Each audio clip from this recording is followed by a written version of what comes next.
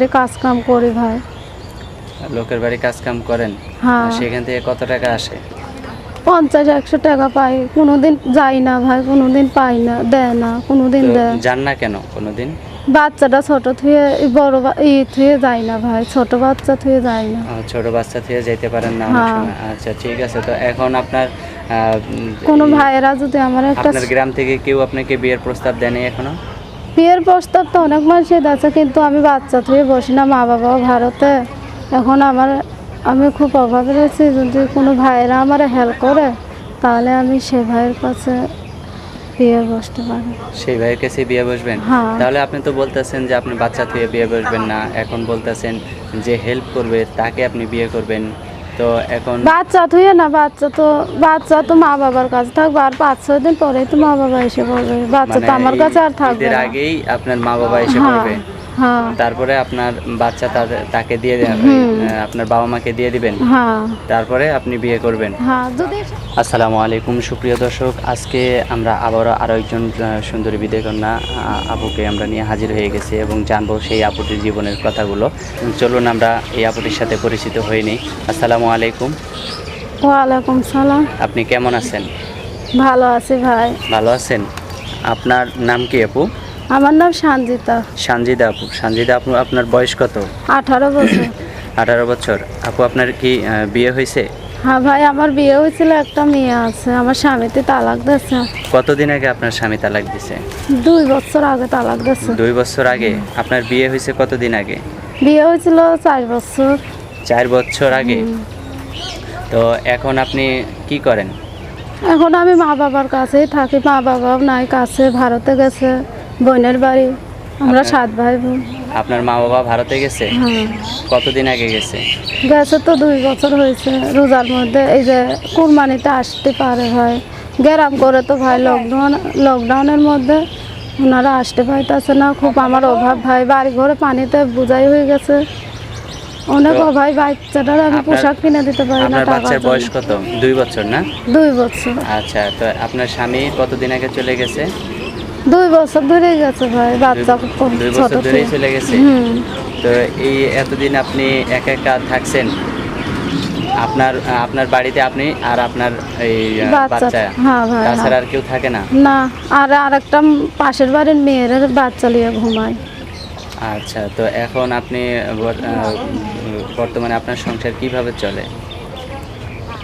আমার সংসার ওই যে লোকের বাড়ি ইসে কাজ করতাম, সেলাই মেশিনের কাজ করতাম ভাই, এখন আর করতে পারি না, খুব অভাবে। সেলাই মেশিনে কি কাজ করতেন আপনি? ওই যে কাটা কেটে দিতাম, কাপড় চোপড়, চুড়িদার। কাইটে নিজেই সেলাই করতেন, মানে মেয়েদের জামা কাপড়? হ্যাঁ, হ্যাঁ, ওগুলো সেলাই করে দিতাম ভাই। আমার 50-100 টাকা দিত, ওই টাকা দিয়ে সংসার চলতাম কোনো মতন।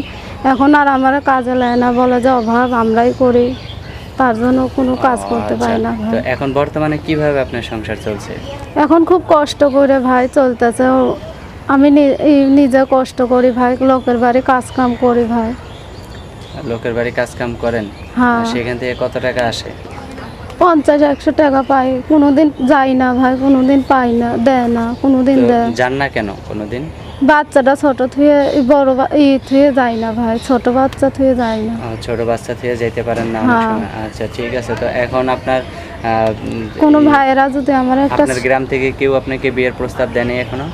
বিয়ের প্রস্তাব তো অনেক মানুষই আছে, কিন্তু আমি বাচ্চা থুয়ে বসি না, মা বাবাও ভারতে। এখন আমি খুব অভাবে রয়েছি, যদি কোনো ভাইয়েরা আমার হেল্প করে তাহলে আমি সে ভাইয়ের কাছে বিয়ে বসতে পারি। সেই ভাইয়ের কাছে বিয়ে বসবেন? হ্যাঁ। তাহলে আপনি তো বলতেছেন যে আপনি বাচ্চা থেকে বিয়ে বসবেন না, এখন বলতেছেন যে হেল্প করবে তাকে আপনি বিয়ে করবেন। তো এখন বাচ্চা থুয়ে না, বাচ্চা তো মা বাবার কাছে থাকবে, আর 5-6 দিন পরেই তো মা বাবা এসে পড়বে। বাচ্চা তো আমার কাছে আর থাকবে এর না। আগেই আপনার মা বাবা এসে হ্যাঁ, পড়বে। হ্যাঁ, তারপরে আপনার বাচ্চা তাকে দিয়ে আপনার বাবা মাকে দিয়ে দিবেন। হ্যাঁ, তারপরে আপনি বিয়ে করবেন। হ্যাঁ। যদি সে যদি আমার হেল্প করে আমি তার কাছে বিয়ে বসবো। আর যদি হেল্প না করে, কোনো ফাজলামি কথা, খারাপ কথা বলে, তারাই আমি চাই না ভাই। আচ্ছা, তো এখন আপনি আমি দুঃখে পড়েই তো ইউটিউবটা করছি, যে ভাই আমার হেল্প করবে তাকেই আমি চাই। এখন কি খাওয়া দাওয়া চলাফেরা খুবই কষ্ট নাকি? কষ্ট হয়েছে ভাই, বাড়িতে পানি হয়েছে, স্কুলে আছি। স্কুলে আছেন মানে হ্যাঁ। বাড়িতে পানি উঠছে? হ্যাঁ। যেখানে থাকতেন সেখানে কি ভাড়া দেওয়া লাগতো? না ভাই, ওইটা নিজস্ব বাবা মার বাড়ি। বাবা মার বাড়ি? তাহলে তো আপনার কোনো কষ্ট থাকার কথাই না। তো এখন ভাই কি আমরা স্কুলে- 7 ভাই বোন, আমার আরো বেশি আমাদের কষ্ট ভাই। টাকা পয়সা নাই, বাবা মা বুড়ো, বাবা মা ভারতে গেছে বোনের বাড়ি। আপনার গ্রাম বোনের করে। বাড়ি ভারতে? হ্যাঁ, গ্রাম করে ভাই, ওখানে যেও গ্রাম তো টেরাম করে। আপনার বাবা মা আপনাকে খরচ পাঠায় না? না, ওরাই তো চলতে পারে না ভাই, আমার বোনরা যেই খাওয়া, তা বোন ওনাদের খাওয়াবে না আমাদের দেবে। আচ্ছা, তো এখন আপনাকে যদি কেউ সাহায্য সহযোগিতা করে তাহলে আপনি তাকে বিয়ে শাদী করতে চান, তাই তো? হ্যাঁ, যে ভাই আমার একটা মিশিংয়ের হেল্প করবে সেই ভাইরাই আমি বিয়ে করতে চাই। এখন আপনার যে নাম্বারটা আপনি দিবেন, যে নাম্বারটা আপনি ইউটিউবে দেবেন, তো এর আগে আমরা অনেক প্রতিবেদন করছি, অনেক নাম্বার আপনাদের বন্ধ থাকে। তো না ভাই, আমার নাম্বার কোনোদিন বন্ধ থাকে না। আপনার নাম্বার বন্ধ থাকবে না তো? না ভাই, আমি জীবনেও বন্ধ করি না দেখা নাম্বার। যাইতেছে আপনাদের নাম্বারগুলো বন্ধ থাকলে আমাদেরকে বিভিন্ন জনে বিভিন্ন ধরনের খারাপ কমেন্ট করে। তো আমরা এগুলো ভুয়া নাম্বার দিই, এগুলো আমরা ইউটিউবে মানে আমরা নিজেরাই ব্যবসা খুলে বসছি, এরকম ধরনের অনেকেই কথাবার্তা বলে। তো আপনারা যাতে নাম্বারটা বন্ধ না করেন সেটারই অনুরোধ থাকলো, যাতে না ভাই, আমি জীবনেও নাম্বার বন্ধ করি না। যে ভাই আমার হেল্প করবে সে যেমন আমার সাথে সারা জীবন কথা বলে, এটাই আমি চাই। আচ্ছা, আপনি কি ধরনের হেল্প চান? ভাই এই দেখো, আমার খাওয়া দাওয়া খুব কষ্ট হয় বাচ্চাটারে নিয়ে, আবার একটা মেশিনের দরকার, যে ভাই দিতে পারতো আমার খুব ভালো হইতো, উপকার হইতো, আমি নিজেই চলতে পারতাম চলার মতন করে বাচ্চাটারে নিয়ে। আচ্ছা, এই ধরনের হেল্প চান আপনি। হুম। তো এখন আপনাকে যদি কেউ মানে কোনো একজন হেল্প করে, আপনি কি তাকেই জীবনসঙ্গী বানাবেন, তাই তো? হ্যাঁ, আর সে যদি আপনাকে বিয়ে করার পরে হেল্প করতে চায়? তার কাছে বসবো না ভাই, আমি তো হেলের জন্য ইউটিউবটা ছাড়ছি ভাই। আচ্ছা, আমি তো দেখতে এখন চাই যে দেখা আমার যাইতেছে help আপনাকে আগে নিজে বাঁচবেন, তারপরে বিয়ে শাদী, তাই তো?